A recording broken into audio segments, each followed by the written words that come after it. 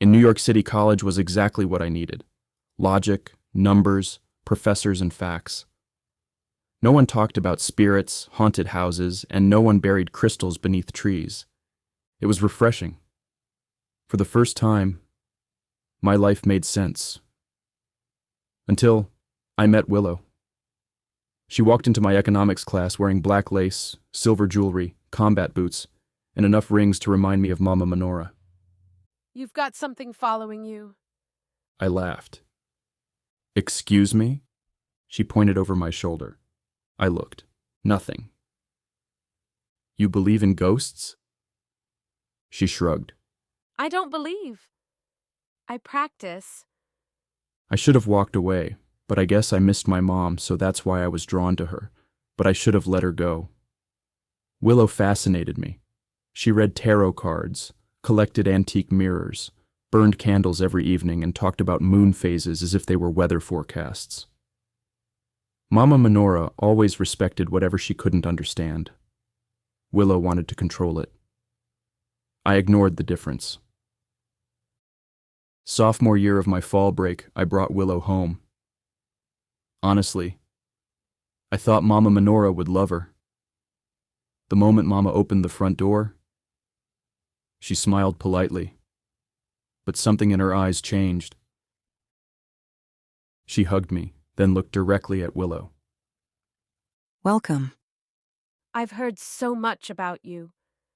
Mama Manora nodded. I imagine you have. Dinner was awkward. Willow kept asking questions. What kind of herbs do you grow? What spirits live here? Have you ever summoned anything? Mama Manora answered politely, but briefly. My mama kept changing the subject, but I didn't understand why. That same evening, I found Willow standing alone in the garden. Candles surrounded her. She had drawn symbols into the dirt. "What are you doing?" She smiled. Just a little protection spell. For what? For you. She reached for my hand. I don't need protection. Everyone does. She whispered words I couldn't understand. The candles blew out all at once, even though there wasn't any wind. The next morning, Mama Manora was making tea. She didn't look at me. She isn't evil. I smiled. I knew you'd like her. I don't. I laughed. Why? She stirred her tea slowly. Because she mistakes power for wisdom. I frowned. She's just spiritual. No, she's impatient. Magic should never force another soul. It should only ask. I rolled my eyes. Mama. This isn't Harry Potter, Gabriel. After that, Willow and I dated for another year. Eventually, we drifted apart. No big fight or betrayal, just two people who wanted different futures. She wanted mystery. I wanted certainty.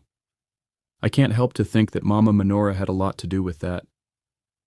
After graduation, I accepted a job as a stockbroker in Manhattan. My days became predictable. Wake up, coffee, markets, charts, meetings, dinner, sleep, repeat. Numbers never lied. People did. Ghosts didn't exist. Or at least, that's what I convinced myself. Another 5 years passed, and I stopped wearing the pendant Mama Manora gave me. I packed away the dream journal she'd bought me when I was 10. I stopped answering whenever she asked. Have they started following you? I'd laugh. No. They finally gave up. She never laughed back. They're patient. I only visit home once a year for Christmas, but I always find a way to leave early. I wish I would have stayed longer. One day I met Brenna completely by accident. She spilled coffee on my suit while she was on her way to work as well. I apologized. She apologized. We laughed. She was the opposite of Willow. Quiet, grounded, and kind. Brenna was a commercial artist in New York. She designed advertising campaigns, painted large-scale murals, illustrated book covers, and created branding for companies across the city. She saw the world differently than most people. Where others noticed buildings, she noticed color. Where others saw crowds, she saw emotion. Every painting she created carried a feeling she couldn't quite explain. She often said inspiration didn't come from imagination, it came from listening. I assumed she meant listening to people. Years later, I realized she was listening to something else. But on our third date, she asked me something strange. When did you stop dreaming? I blinked. What? You used to dream. I can tell. I laughed. How could you possibly know that? She smiled. Because people born with spiritual sight stop dreaming when they start ignoring themselves. I stared at her. What did you just say? She looked embarrassed. I'm sorry. I shouldn't have said anything. Months later, I took Brenna home to Rhode Island. The moment Mama Manora opened the door, she smiled. A real smile. Not the polite one she'd given Willow. She hugged Brenna before she hugged me. I've been waiting to meet you. Brenna looked confused. We've never met. Mama Manora chuckled. No, but I've seen you. The two of them spent hours talking about painting, art history, color theory, murals, sketchbooks, creative inspiration, the way certain paintings seemed to carry emotions long after the artist was gone. Brenna talked about how every brushstroke told part of a person's story. Mama Manora smiled. I sat on the porch, wondering how two people from completely different worlds could understand each other so effortlessly. Later I realized they weren't from different worlds at all. I knew I wanted Brenna to be a part of my life forever. The next morning, Mama Manora asked Brenna to help her in the garden. I stayed inside reading the financial news. An hour later, I walked outside. The two of them stopped talking. I laughed. What? Mama Manora smiled. Nothing. Brenna looked uneasy. That night, after Brenna had gone to bed, Mama Manora sat beside me on the porch. The wind chimes rang softly. There are very few true spiritualists left. I shrugged. Okay. Brenna is one. I sighed.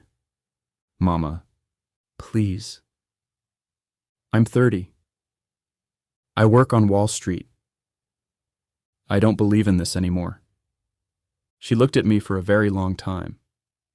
I know. You've buried the sixth veil beneath logic. But logic isn't stronger than truth. I rubbed my temples. Can we please not do this tonight? She nodded. We won't. Then she quietly added, I'll be dead before the leaves fall next year. I stared at her. What? She smiled as though she'd commented on the weather. My time here is almost finished. I felt my chest tighten. Don't say that.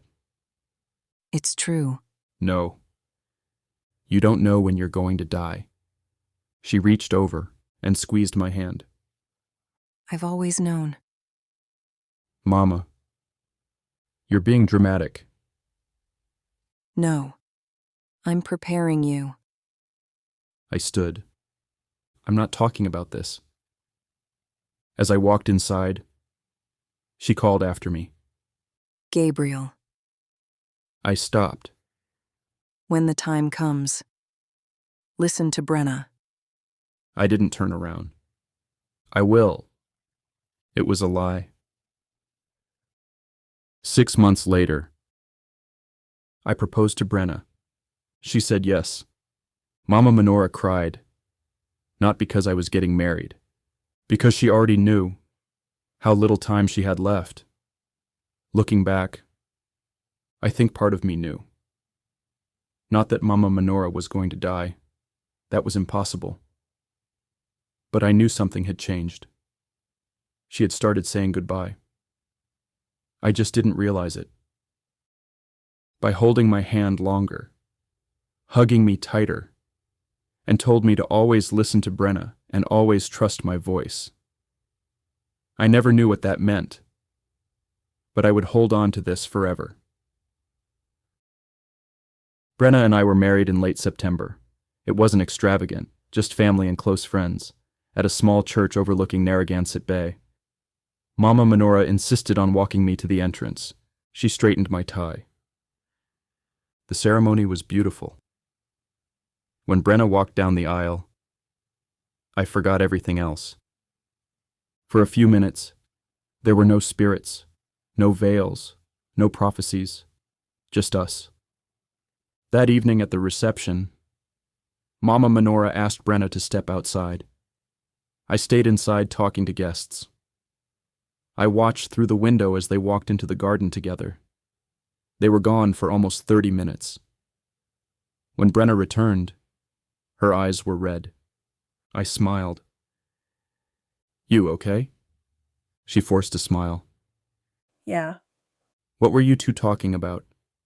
She hesitated. your mom. "What about her?" She asked me to promise something. "What?" She looked down. I don't think she'd want me to tell you yet. Brenna smiled and wiped her eyes, and we had fun the rest of the night. I wish I would have told Brenna I wanted to hear everything, and I was there to listen. I didn't. I just dismissed and ignored her. 7 days after our wedding, my phone rang. It was one of Mama Manora's neighbors. I remember every word. Gabriel, I think you need to come home. I drove 3 hours without stopping. The ambulance was already gone. The house was quiet. The wind chimes weren't moving, even though the trees were. A police officer met me at the porch. I'm sorry. It looks like she passed peacefully in her sleep. No struggle, no pain, and no fear. Exactly. The way she had said she would. I sat beside her bed for hours in the hospital. She looked peaceful, like she had simply fallen asleep after a long day in the garden. Then I noticed something on the nightstand. A letter. My name was written across the front, in her handwriting. I opened it. My sweet Gabriel, if you're reading this, then I kept my promise. I told you I knew when I would leave. You never believed me. That's all right. You weren't supposed to. Faith forced upon someone isn't faith. It's fear. You spent your whole life trying to become logical. There is nothing wrong with logic. But logic without wonder becomes blindness. The veils are weakening. Far sooner than I hoped. You think your gift disappeared? It didn't. You simply stopped listening. I told Brenna what comes next. She'll explain when you're ready. Please, this time, listen. I folded the letter. I couldn't breathe. Brenna quietly sat beside me. We returned back to my childhood home and sat together in Mama Manora's garden. The same place where I'd buried crystals, asked questions, rolled my eyes, and ignored warnings. Brenna spoke softly. Your mother trusted me, and she also told me something else. She said our first child would be born with the gift of all 7 veils. I laughed. Not because it was funny, because it sounded impossible. Brenna, come on. I'm serious. Brenna looked directly into my eyes. She told me our child won't just see spirits. They'll hear them, remember them, feel them. They'll stand with one foot in our world and one beyond the veils. I stood up. No. This is grief. You're trying to make sense of me losing her. She shook her head. Gabriel, she knew the exact week she'd die. I looked away. Coincidence? No, You don't know that. I do. After the funeral, packing up the house and putting it up for sale, Brenna handed me one last envelope. Inside was another letter, only one paragraph. Gabriel, if Brenna is carrying your child, listen carefully. Your son or daughter will inherit what neither of you fully understand. They will not simply see through the veils.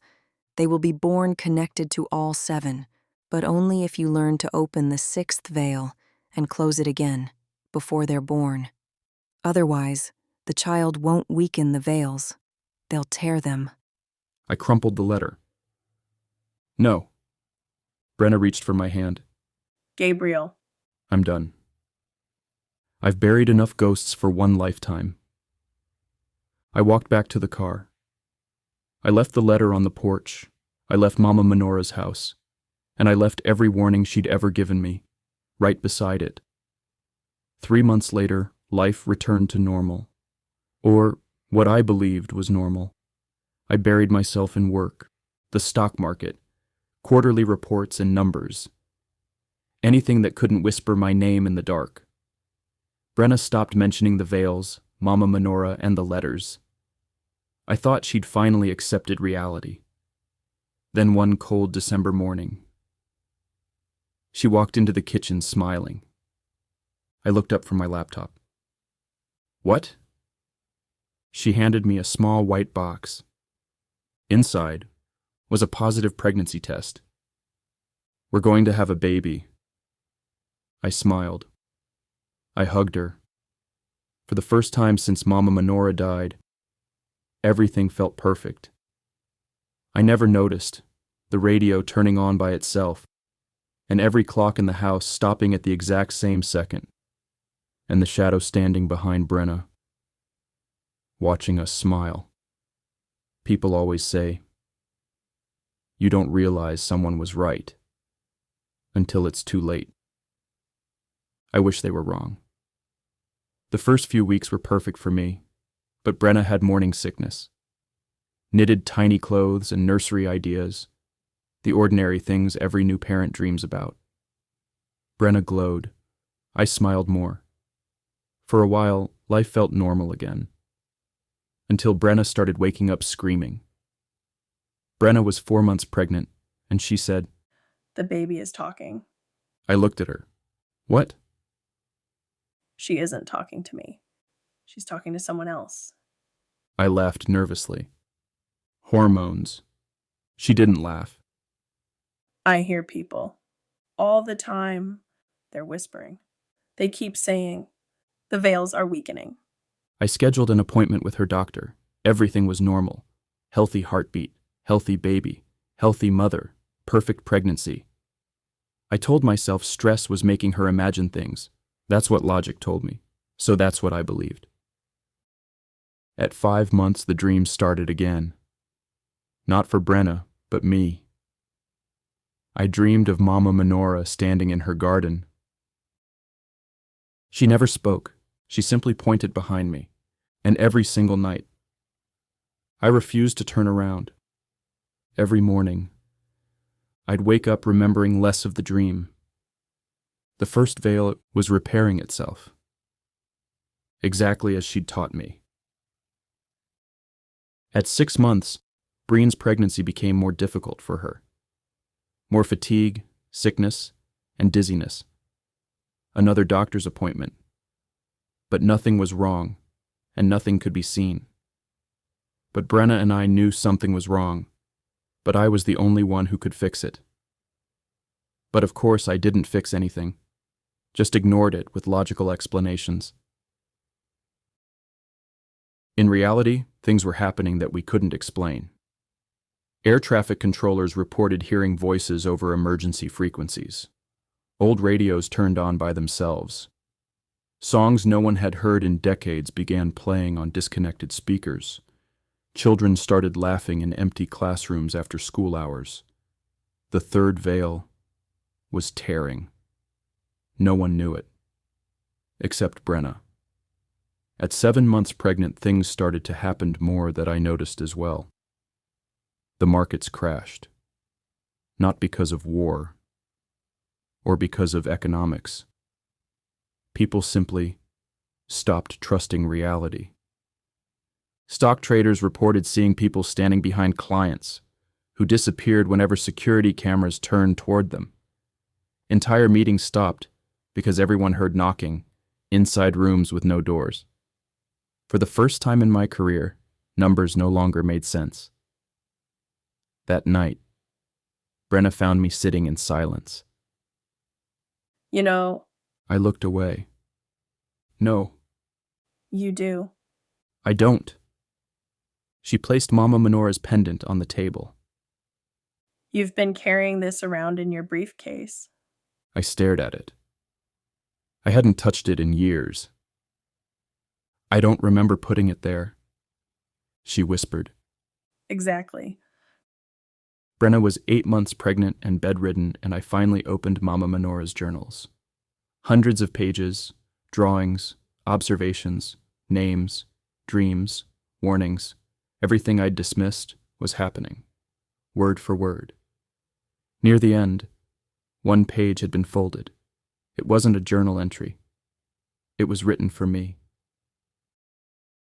Gabriel, if you've reached this page, then you've waited too long. The sixth veil has already begun breaking. The child isn't causing it. You are. You spent years pretending your gift wasn't real. But gifts ignored don't disappear. They break.